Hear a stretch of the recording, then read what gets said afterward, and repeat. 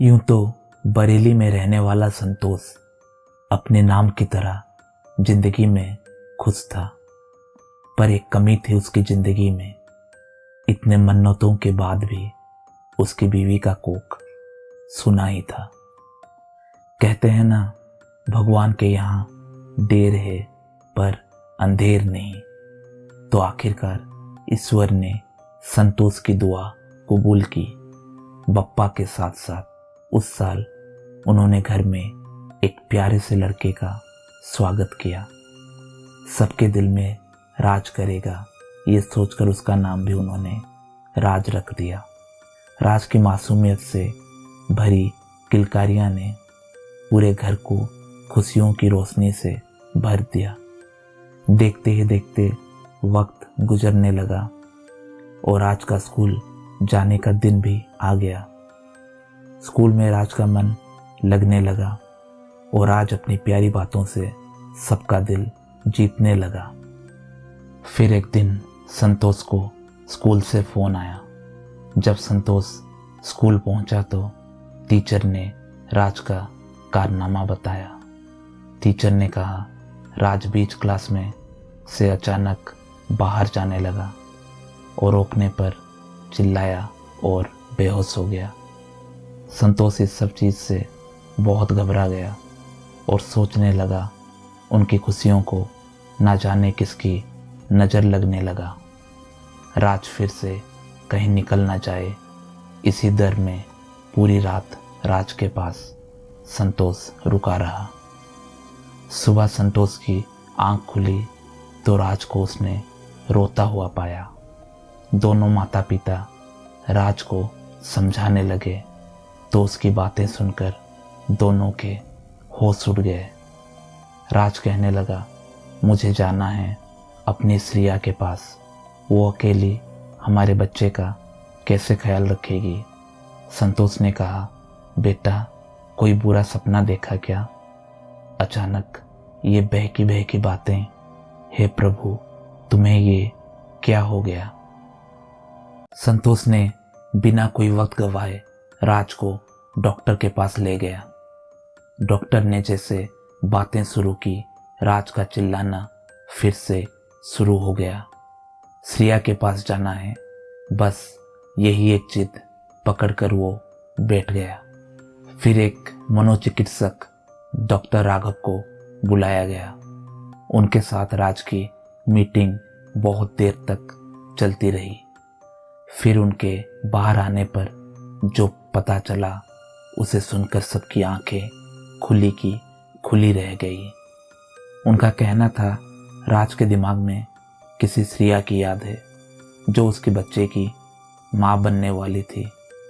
कोलकाता के बाबू घाट में वो लोग रहते थे और उनकी ज़िंदगी में जल्द ही बच्चे की खुशी आने वाली थी। उसके बाद की कुछ बातें उसे याद नहीं। आपसे उसका रिश्ता क्या है फिलहाल उसे पता नहीं। हमें बाबूघाट में पूछताछ करनी पड़ेगी, तभी पता चलेगा वो जो बोल रहा है वो सही है या नहीं। ना चाहते हुए भी संतोष बाबूघाट जाता है और बहुत घूमने के बाद राज एक घर की तरफ उंगली करता है।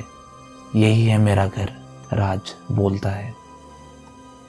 पास जाकर देखने पर घर पे ताला लगा हुआ था। पड़ोसी को कुछ पूछने से पहले राज ने उसे देखकर कहा, शेखर कैसे हो और श्रिया और मेरा बच्चा किधर है? उसकी बातें सुनकर शेखर चौंक गया। एक 5 साल का बच्चा मेरे बारे में इतना सब कुछ कैसे जानता है, ये सोच के वो दंग रह गया। तभी संतोष ने शेखर को पूरी बात बताई और श्रिया और उसके बच्चे के बारे में पूछा। पर शेखर का जवाब सुनकर राज के साथ साथ संतोष भी टूट सा गया। उस दिन श्रिया का डिलीवरी होना था। श्रिया को एडमिट करके राज कुछ चीज़ें लेने घर आया हुआ था। उसे घर में देख सब कुछ ठीक है या नहीं पूछने मैं उसके घर पहुंच गया था। फिर जल्दी में मुझे बाय बोलकर वो निकल गया, लेकिन शाम तक उसका कोई कॉल नहीं आया। मुझे फिक्र हुई तो मैंने उसे कॉल लगाया, पर हैरत की बात थी कि उसके मोबाइल ने स्विच ऑफ बताया। फिर मैंने सोचा कल सुबह तो वो लोग आ जाएंगे। ये सोचकर मैं आराम से सो गया। सुबह हॉस्पिटल से मुझे कॉल आया। कौन, शेखर जी बोल रहे हैं?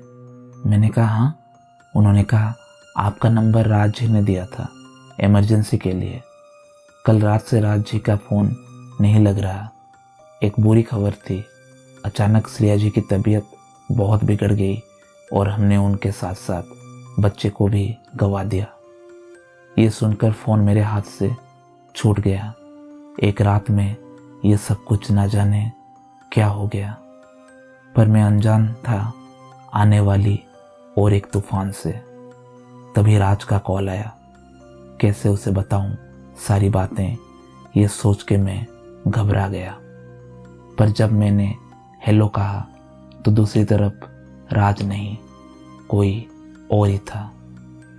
पूछने पर उसने बताया मैं पुलिस स्टेशन से बोल रहा हूँ। कल शाम एक एक्सीडेंट हुई थी, उसी के पास से ये फ़ोन मिला। अभी ऑन हुआ तो लास्ट नंबर आपका दिखा। ये सुनकर मैं भागकर थाने पहुंचा और वहां पे मेरे दोस्त राज का लाश देखा।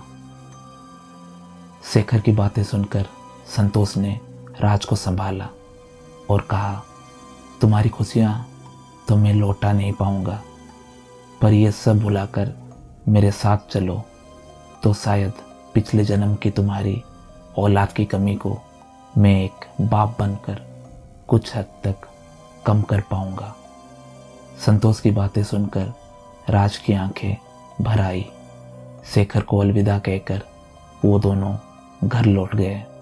हाँ, श्रेया की याद को राज कभी भूला नहीं पाया, पर संतोष को कभी इस बात का एहसास होने ना दिया। एक दिन संतोष और राज बैठे हुए थे, तभी संतोष के मोबाइल पे एक अननोन नंबर से कॉल आया। फ़ोन रिसीव किया संतोष ने तो दूसरी तरफ से एक लड़की ने कहा राज है, मैं श्रेया बोल रही हूँ।